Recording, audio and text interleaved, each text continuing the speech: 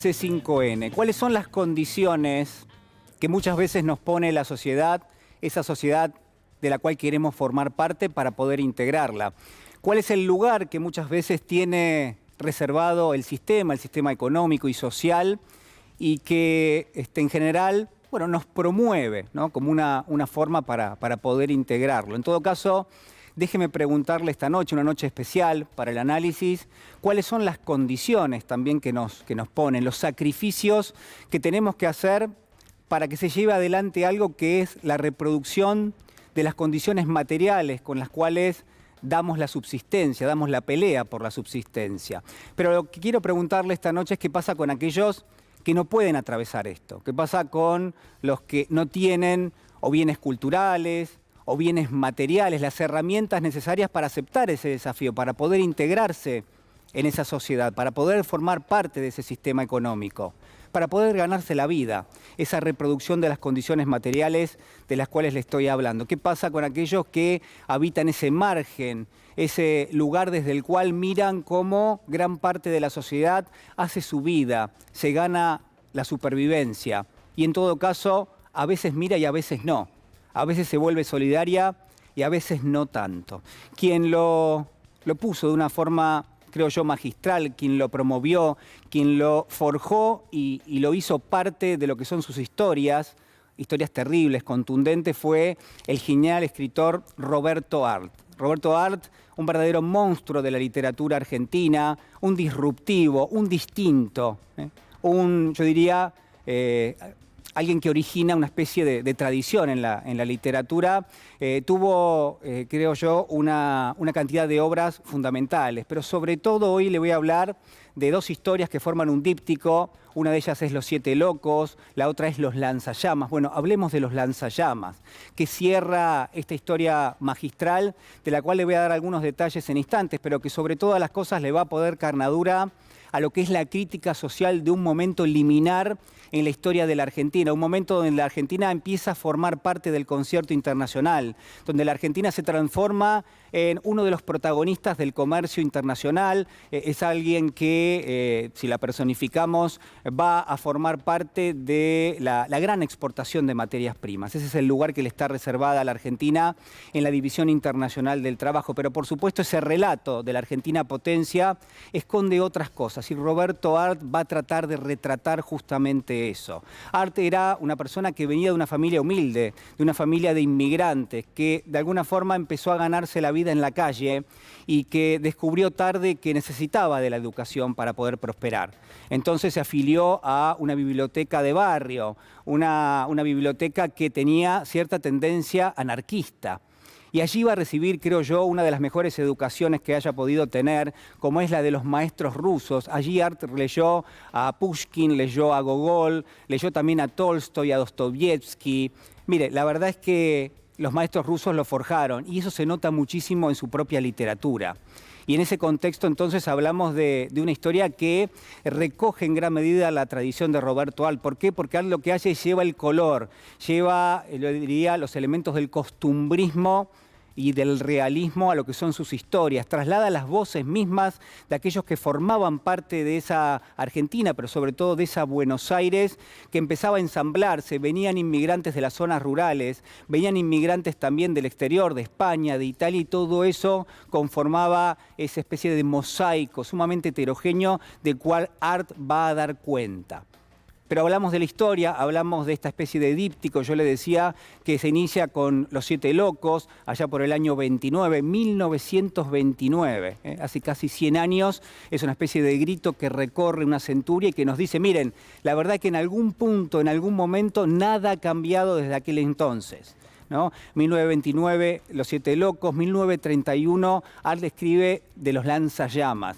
Y es también una especie de denuncia. ¿Por qué? Bueno, porque la Argentina, que en el año 20 empieza a engrandecerse como proveedor de materias primas a nivel internacional, también empieza a defraudar a aquellos que esperaban justamente el sueño americano. aquí en la Argentina. Aquellos que veían cómo un recorrido económico importante, bueno, no derramaba en algunos sectores de la sociedad, en amplios sectores de la sociedad.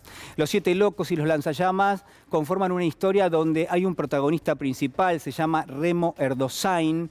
Remo Erdosain es el protagonista de las dos historias y es alguien, una especie de empleado, un trabajador que se inscribe en lo que es la saga de personajes que usted seguramente va a reconocer si le gusta Franz Kafka, si le gusta Fyodor Dostoyevsky, porque son parte de sus personajes. No estoy pensando en Gregor Samsa, de la Metamorfosis, alguien que recibe sistemáticamente la defraudación del sistema económico, que se da de frente con la burocracia estatal, con la burocracia de las empresas, que no puede prosperar. Lo mismo le pasa a Raskolnikov, ¿no? Uno de los personajes de Dostoyevsky en Crimen y Castigo, ¿no? Quien termina cometiendo un crimen para tratar de ¿qué? De reafirmarse en el marco de una sociedad que lo había separado de todo, que no le había permitido prosperar. Bueno, en esa tradición anota Roberto Arlt a Remo Erdosain. Se trata de un trabajador que trabaja en una compañía azucarera, es un cobrador, que lo que le pasa es que, bueno, por supuesto no le alcanza el dinero, pide un préstamo, no puede devolverlo y a partir de allí se anudan una serie de situaciones donde el propio Erdosain va a terminar optando por integrar a una sociedad secreta, una sociedad que promueve la anarquía, pero que sobre todas las cosas quiere llevar adelante lo que se llama una revolución destructora. Esa sociedad está presidida por alguien que se llama también el astrólogo y que es un verdadero manipulador, al punto tal de que va a terminar defraudándolo probablemente al propio Erdosain. Pero al margen de esto, reconocemos allí la crítica social. ¿A qué? A todo un sistema. ¿A qué? Bueno, justamente a que no había posibilidades de integrarse en esa sociedad y que en muchos aspectos personajes como el propio Erdosain terminaban optando por una situación que eliminaba prácticamente con lo criminal, que estaba dispuesto en todo caso a pasar al frente, pero al mismo tiempo lo hacía no por las vías tradicionales, porque el trabajo no le daba la posibilidad, porque la propia sociedad lo rechazaba y que entonces veía la tentación de hacerlo de otra forma. De la misma manera, Los Lanzallamas termina esta historia. Una historia donde lo que vamos a ir viendo es que hay otros personajes que también toman la carnadura de la crítica social. Hay alguien que se llama Ergueta, que es un farmacéutico que tiene una Biblia bajo el brazo y que permanentemente cita frases de la Biblia. Está Hipólita, que habla permanentemente de una conspiración. Está Elsa, la ex mujer de Erdosain, que se va con el capitán y que después, en esta segunda parte de Los Lanzallamas, termina contando su propia historia a las monjas, ¿no? Termina de alguna manera diciendo cuál fue la suerte de su vida, y nosotros asistimos a todo eso. Mire, hay un texto que está por debajo de lo que podría ser el argumento, que es muy interesante. Hay una especie de flujo de conciencia. Los personajes hablan, es cierto, pero al mismo tiempo piensan en voz alta. Leemos largos monólogos interiores de cada uno de ellos y de a poco se va filtrando el costumbrismo, el color de esa Buenos Aires del año 20, del año 25, que va defraudando sistemáticamente a aquellos que confían en que, bueno, en que ese sistema económico va a ir derramando lentamente, pero que les va a generar algún tipo de beneficio, que los va a promover socialmente. Bueno, nada de todo esto está presente, por lo menos nada de todo esto concluye ni mejora la situación, por ejemplo, del personaje central que es Remo Erdosain. Mira, hay muchos elementos para contarle esta noche que me parece que tienen una vinculación. Yo voy a elegir uno o dos nada más. La novela o las novelas son realmente impactantes. Arlt es un distinto, yo le decía, es un rara avis porque no solamente trae el color, sino porque además se anima a hacer una crítica fundamental a un modelo económico que evidentemente dejaba mucha gente afuera. A pesar de la tradición, a pesar de la Argentina potencia, a pesar de la Argentina granero del mundo. Es Los Siete Locos, es Los Lanzallamas también, un verdadero mosaico que denuncia justamente esto. Y ese es uno de los elementos centrales. El elemento fundamental que creo yo que tiene en gran medida un paralelismo con lo que nos está pasando en el día de hoy. Pero hay otros, por supuesto. Está, me parece, la ecuación presente permanente en la literatura de Roberto Arlt, que lo que muestra es que la crisis existencial de una persona, cualquiera sea, muchas veces está ligada con la crisis de carácter económico que pueda llegar a tener. Es decir, la imposibilidad de ganarse la vida, la imposibilidad de recrear permanentemente lo que denominamos la reproducción de las condiciones materiales de la vida, ineludiblemente termina decantando en una crisis existencial que a su vez muchas veces termina generando un vacío a lo largo de la vida. Y esta también es la historia de los lanzallamas. ¿Sabe por qué?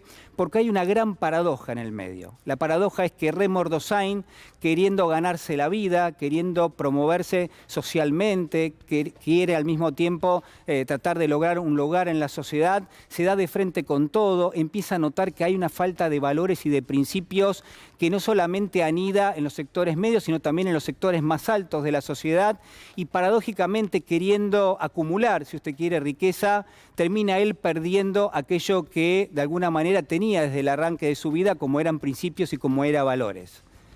Es la gran paradoja de la historia. Alguien que busca acumular termina perdiendo y vaciándose en gran medida de aquello que es fundamental y que uno no puede perder, como son los valores y como también son los principios. Está la ecuación, le digo, ¿no?, entre la crisis social, la crisis económica y la crisis personal de los personajes. Está también esta especie de crítica al modelo económico, ¿no?, que está presente en esa Argentina, que lo que hace es ocupar un lugar en el concierto de naciones como proveedor de materias primas y que trata de establecer permanentemente un relato. El relato es: la mejora económica va a venir para todos. Pero claro, Roberto Alt dice: miren, la verdad, han pasado 10 años, desde el 20 hasta el 30, la Argentina se sitúa en un lugar protagónico a nivel internacional. Este es el modelo económico que quiere implementar el gobierno, pero ¿saben qué? No le llega a nadie o le llega a muy pocos. Y ahí hay una gran contradicción que juega.